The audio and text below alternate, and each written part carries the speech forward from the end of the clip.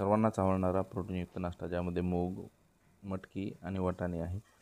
तर ते आपण आज बनवणार आहोत, परंतु हे बनवताना कशा पद्धतीने बनवायचं त्या संदर्भात आजच्या याच्यातून माहिती घेऊया. हे मोड आलेले आपण धान्य घेतलेले आहेत. त्यानंतर याकरता लागणारा जो कांदा आहे, तर तो आपण कांदा कापून घेतो आहे. कांदा आणि हिरवी मिरची आपल्याला यासाठी लागणार आहे. तर कांदा आपण बारीक केल्यानंतर मग ह्या सगळ्या प्रोसेसला आपण जाणून घेणार आहोत. तत्पूर्वी आपल्याला एक विनंती आहे की आपण चॅनलवर नवीन असेल तर आपल्या चॅनलला सबस्क्राईब करायला विसरू नका. आपल्याला कांदा जो आहे तो या पद्धतीनं असा बारीक कट करून घ्यायचा आहे. आणि कांदा कापल्यानंतर आपल्या चवीनुसार आपल्याला 2-3 जेवढ्या हिरव्या मिरच्या लागतात तर 3 हिरव्या मिरच्या या ठिकाणी आपल्याला कट करून घ्यायच्या आहे. त्यानंतर ह्या सगळं मोड आलेले धान्य 1 दिवस आपल्याला भिजू घालायचे आहे रात्री, आणि त्याला मोड येण्यासाठी कापडामध्ये आपल्याला ते गुंडाळायचं आहे. मिरच्या पण कापून आपल्या झाल्या आहेत. आणि त्यानंतर मग यासाठी जो आहे कोथिंबीर, तो पण आपण या ठिकाणी बारीक असा कट करून घेतो आहे.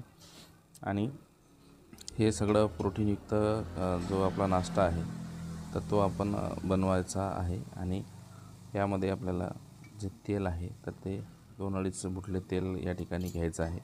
मीडियम आकाराचं हे बुटलं आहे. आणि त्यानंतर मग तेल गरम झालं की त्यामध्ये आपल्याला राई टाकायची आहे.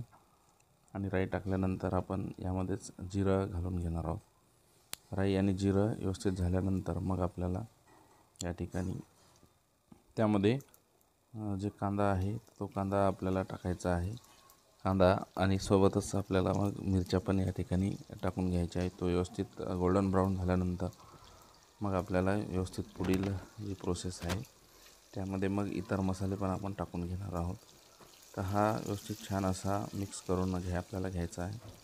आणि त्यानंतर आपल्या हिरव्या मिरच्या आणि थोडा कोथिंबीर आणि थोडीशी मेथी यामध्ये आपण टाकतो आहे, कारण या माध्यमातून देखील ते आपला नाश्ता जो छान टेस्टी आणि प्रोटीनयुक्त होईल. आणि यामध्ये मग आता हळद आणि जे आहे तर ते तिखट आपण टाकून घेतो आहे. ते सगळं टाकल्यानंतर त्याला एकदा आपल्याला हा मसाला व्यवस्थित मिक्स करायचा आहे. आणि त्यानंतर हे आपलं मोड आलेले मूग आणि मटकी आपल्याला टाकायची आहे. आणि त्यानंतर पुन्हा आपल्याला ती व्यवस्थित मिक्स करून घ्यायची आहे, जेणेकरून सर्व मसाला त्याला लागेल.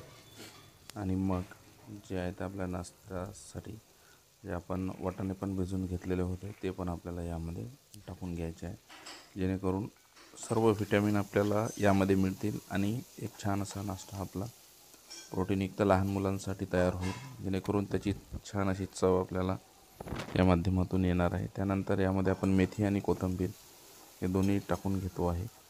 आणि छान असं त्याला परतून घ्यायचं आहे. छान परतल्यानंतर मग पुन्हा यामध्ये आपल्याला तर तो मसाला थोडासा यामध्ये मीठ आपण टाकून घेतो आहे चवीनुसार. मीठ चवीनुसार आपण टाकल्यानंतर थोडंसं पाणी आपण यामध्ये टाकतो आहे, कारण की हे आपल्याला 5 ते 10 मिनिट शिजू द्यायचं आहे. मीठ टाकल्यानंतर पुन्हा एकदा आपण हे सर्व मिक्स करून घेतो आहे. 5 ते 10 मिनिट होत असताना आपल्याला जर वाटत असेल की थोडं पाणी यामध्ये गरजेचं आहे तर आणखीन थोडं पाणी आपण यामध्ये टाकून घेऊ शकता, जेणेकरून ही उसळ आपली छान वाफेवरती 5 ते 10 मिनिट आपल्याला होऊ द्यायचे आहे. पुन्हा एकदा पाणी टाकल्यानंतर ते मिश्रण आपल्याला व्यवस्थित मिक्स करून घेणे गरजेचे आहे. मिश्रण व्यवस्थित मिक्स झाल्यानंतर मग आपल्याला ही आपली उसळ जी आहे ती छान पद्धतीनं आपण शिजायला आता सुरुवात झालेली आहे.